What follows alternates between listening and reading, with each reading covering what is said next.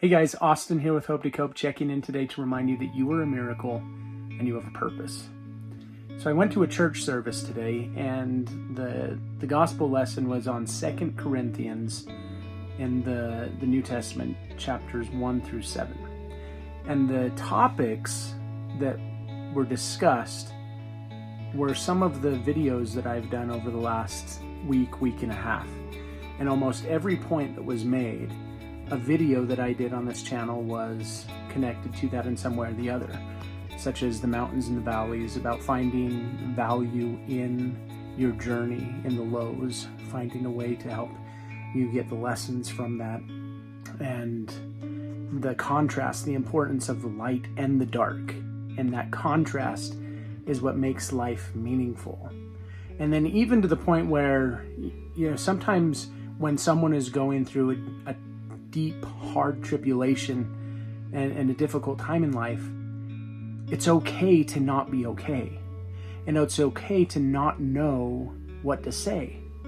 Sometimes the best thing you can do for someone is just to be there for them. Not say anything, not try to make it better, but just to support them through the journey.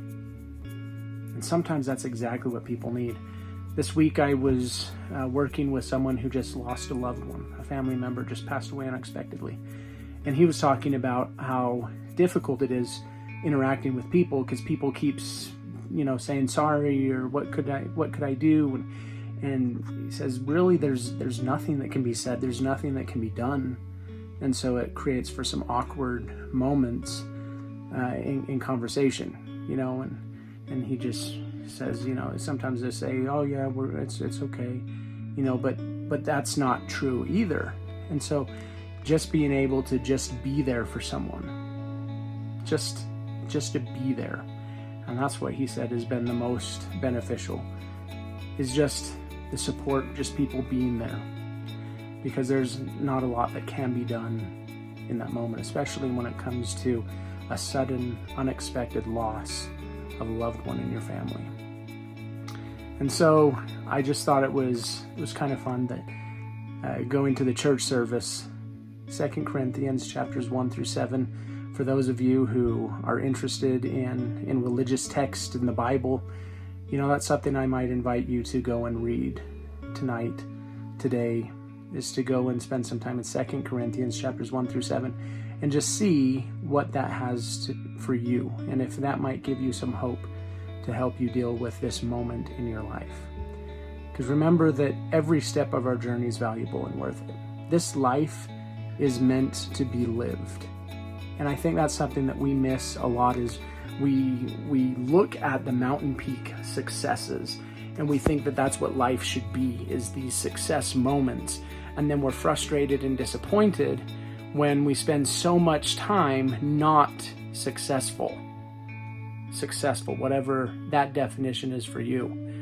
And so I think if we could understand that life is a journey of mountains and valleys.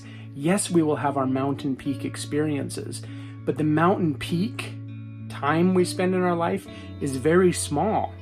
Most of our life is spent going down the mountainside, in the valley, or hiking up a mountainside.